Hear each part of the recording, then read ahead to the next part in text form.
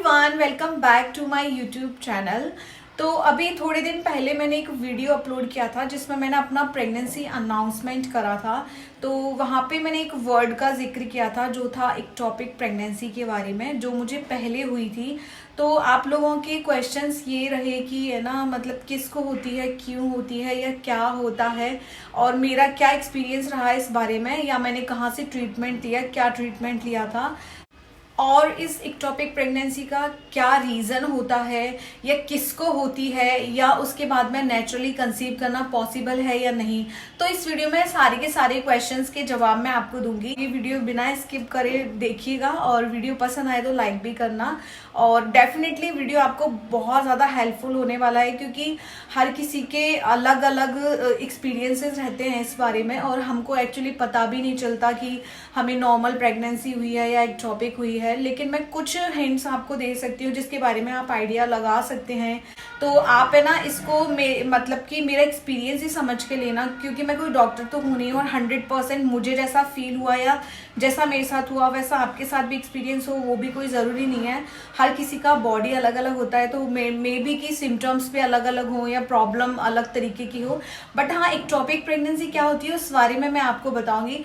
तो ectopic pregnancy जो होती है नॉर्मल प्रेगनेंसीज के जैसे नहीं होती है, क्योंकि नॉर्मल प्रेगनेंसी में जो प्रेगनेंसी रुकती है वो हमारी यूट्रस में आके रुकती है। बट एक्टोपिक प्रेगनेंसी में जो होता है, जो हमारी जो प्रेगनेंसी होती है वो ट्यूब में ही रुक जाती है और वहीं पे डेवलप होने लगती है।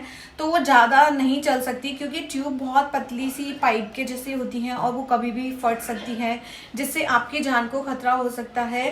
तो इस तरीके से कुछ एक्टोपिक प्रेगनेंसी में आपको बहुत सारे डिटेल में वीडियोस मिल जाएंगे। तो उतना जितना मुझे नॉलेज है मैं उतना ही बताऊंगी, फालतू का ज़्यादा नहीं बोलूंगी इस वीडियो में, क्योंकि ज़बरदस्ती इस वीडियो को लंबा करने से कोई मतलब नहीं है। मैं अपना एक्सपीरियंस शेयर करती हूँ। तो आई थिंक आप समझ गए होंगे कि एक्टोपिक प्रेगनेंसी नॉर्मल जैसी नहीं होती। तो स्टार्टिंग में जब मुझे प्रेगनेंसी हुई थी, तो मैंने जब टेस्ट करा था, तो जो प्रेगा न्यूज़ होती है उस पर जो लाइन थी ना, वो फेंट थी, और 10-15 दिन बाद भी फेंट ही रही, वो डार्क नहीं हुई थी कभी भी। तो ऐसा अगर आपके साथ होता है तो आप जरूर से जरूर एक बार चेक करा ले डॉक्टर को जाके। इसमें एक ब्लड टेस्ट होता है, serum beta HCG I think, हाँ, उससे आपको बहुत क्लियर हो जाएगा कि आपकी प्रेगनेंसी नॉर्मल है या नहीं है। क्योंकि नॉर्मल प्रेगनेंसी में जो रेंज होता है HCG का वो नॉर्मल आता है और अच्छा खासा रेंज आता है। लेकिन जब एक्टोपिक प्रेगनेंसी होती है तो जो वैल्यू काउंट होता है HCG का वो बहुत कम आता है। तो उसकी वजह से आप ये समझ पाएंगे कि आपको एक्टोपिक हो रही है या नॉर्मल ही है आपकी प्रेगनेंसी। तो एक सिम्टम ये वाला, मतलब आप ज़रूर पता कर सकते हैं अपनी प्रेगनेंसी के बारे में। और मैंने भी डॉक्टर से पूछा था कि मतलब मुझे ही क्यों हुई, या क्या रीज़न है, क्या है, क्योंकि मुझे मेरी शादी से पहले कभी एक इंजेक्शन भी नहीं लगा था। लेकिन उसके बाद में मतलब मुझे इतना, मतलब क्यों हुई मुझे, मैंने डॉक्टर को ये पूछा, मैं इतनी अनलकी कैसे हो सकती हूँ। मैं भगवान को भी ये क्वेश्चन कर रही थी। सच में मुझे बहुत दुख हुआ था इस बात को जानकर। जब मैंने डॉक्टर से पूछा था तो डॉक्टर ने भी मुझे यही बोला था कि इस चीज़ का कोई जवाब नहीं है कि आपको ही क्यों हुई, क्योंकि आजकल ये बहुत कॉमन सी चीज़ हो गई है। आई डोंट नो क्यों हुई या क्या है, बट अभी मेरी हेल्थ सही है और आई थिंक अभी सब कुछ अच्छा रहेगा भगवान जी की कृपा से। फिर मैं बात करती हूँ कि एक्टोपिक प्रेगनेंसी एक बार होने के बाद में क्या दूसरी बार भी चांसेस रहते हैं कि आपको हो सकती है। तो येस, डेफिनेटली आपके साथ चांसेस रहते हैं कि अगर आपको एक बार एक्टोपिक हुई है तो दोबारा होने के चांसेस बहुत ज़्यादा होते हैं। तो आप जब भी ट्राई करें, जब भी कंसीव करने का आप सोच रहे हैं, जब भी प्लान कर रहे हैं, तो आपको 100% डॉक्टर को अच्छे से अपना चेकअप करा लेना चाहिए। स्पेशली अपनी ट्यूब्स को चेक करा लेना चाहिए, क्योंकि ट्यूब्स कहीं से ब्लॉक होती हैं तो फिर वो प्रॉब्लम एक्टोपिक वाली हो जाती है। अदरवाइज तो बहुत कम चांसेस होते हैं एक्टोपिक होने के, बट आजकल बहुत कॉमन हो गई है ये चीज़। तो जब भी अगर आप प्लान कर रहे हो तो आपको डेफिनेटली ट्यूब टेस्ट करा लेना चाहिए। डॉक्टर से एडवाइस और अच्छे से ले लेना आप। बाकी मैं अपना एक्सपीरियंस शेयर कर रही हूँ, क्योंकि अगर मैंने शायद पहले ट्यूब टेस्ट कराया होता तो शायद मुझे ये प्रॉब्लम ना होती। मेरे माइंड में ये हमेशा रहता है, बट आई डोंट नो, जो होना होता है सो होता ही है। मैं फिर बोलूँगी कि मैं सिर्फ अपना एक्सपीरियंस शेयर कर रही हूँ, मैं कोई डॉक्टर नहीं हूँ। तो आप एक बार अपने डॉक्टर से ही कंसल्ट करें। फिर एक नेक्स्ट क्वेश्चन ये था कि क्या हम एक्टोपिक होने के बाद में नेचुरली कंसीव कर सकते हैं या नहीं कर सकते। तो आप 100% नेचुरली कंसीव कर सकते हो, लेकिन आपको उससे पहले जरूर से जरूर अपना ट्यूब टेस्ट करवा लेना चाहिए। अगर आपकी ट्यूब, दोनों ही ट्यूब्स बहुत अच्छे से फंक्शन कर रही हैं तो आप नेचुरली कंसीव कर सकते हो।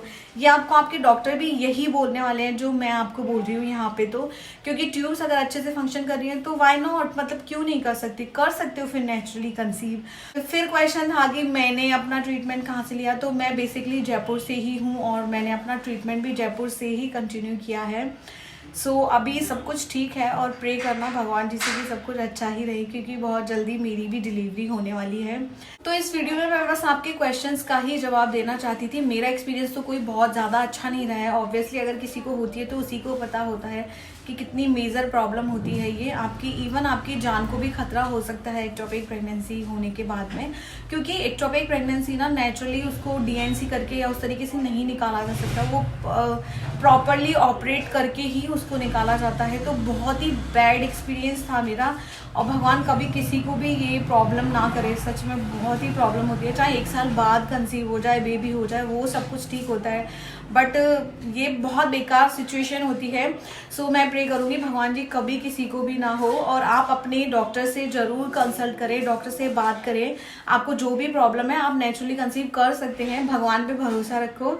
और मैं इस वीडियो को ज़्यादा लंबा नहीं खींचती हूँ क्योंकि मुझे अच्छा नहीं लगता बात करना, बट आप लोगों की बहुत सारी क्वेरीज थी, तो मुझे लगा अगर मेरी वीडियो बनाने से किसी को हेल्प मिल जाती है तो इससे अच्छी बात और क्या हो सकती है।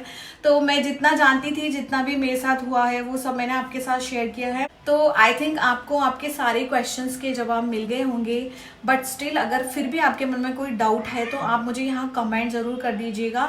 मैं शॉर्ट्स बना के या फिर अपने इंस्टाग्राम स्टोरी में आपको रिप्लाई कर दूंगी। वीडियो पसंद आए तो लाइक करना और चैनल को सब्सक्राइब करना, और मिलती हूँ आपसे नेक्स्ट वीडियो में। Till then bye bye and